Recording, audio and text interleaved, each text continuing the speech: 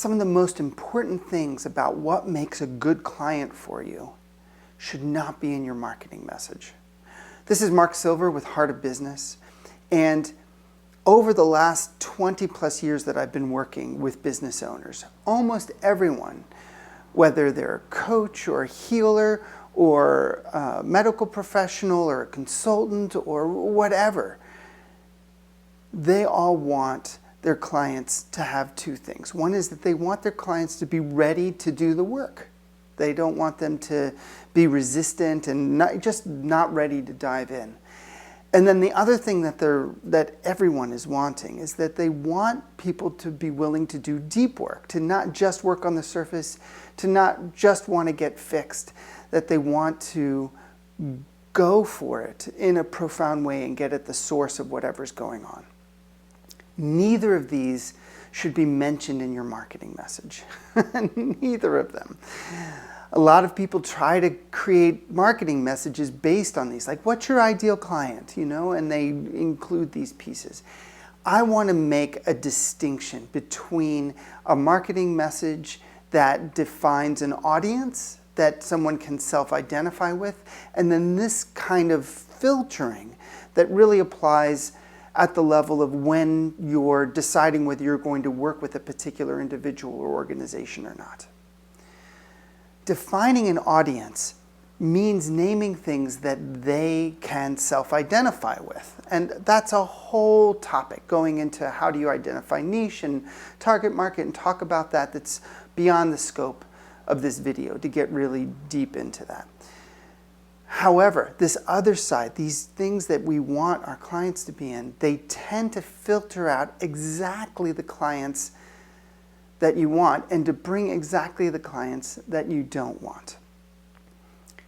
People who are sincere, people who really want to do the work, tend to have some questions. They have some questions in their own heart. Am I really ready? Am I really able to? Am I up to this? Like, these are the kinds of real sincere questions that people who are ready bring, because who knows? Like, when you go into deep work, when you go into doing something in the unknown, you're not sure.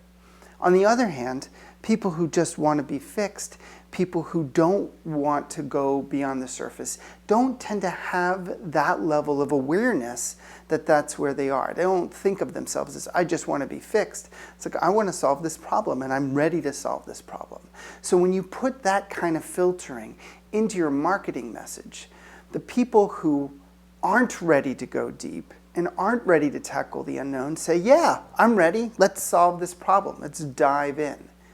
And the people who you would most want to work with go, gosh, they only want people who can go really deep. I bet I can't go deep enough. I'm probably not ready. Or they only want people who are really ready, and I have some doubts and I have some nervousness about it. I'm not really ready. I better hold off. Do you see how that works psychologically? You will be filtering out the very people you want to be working with and inviting in the very people that probably aren't a good fit. However, there's still good questions to ask, but it's rare to ask them directly. Instead, it's a discernment that you use in the conversation when you're talking to a potential client and you're asking them a whole bunch of questions and they're asking you a whole bunch of questions and you're figuring out, like, are we going to work together?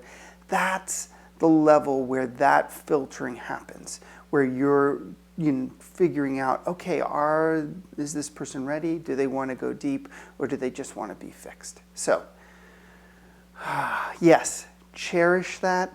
Yes, you want to work with people that are ready. No, do not put it in your marketing message unless you want to bring in the exact opposite. All right, I'm curious. Questions? Thoughts?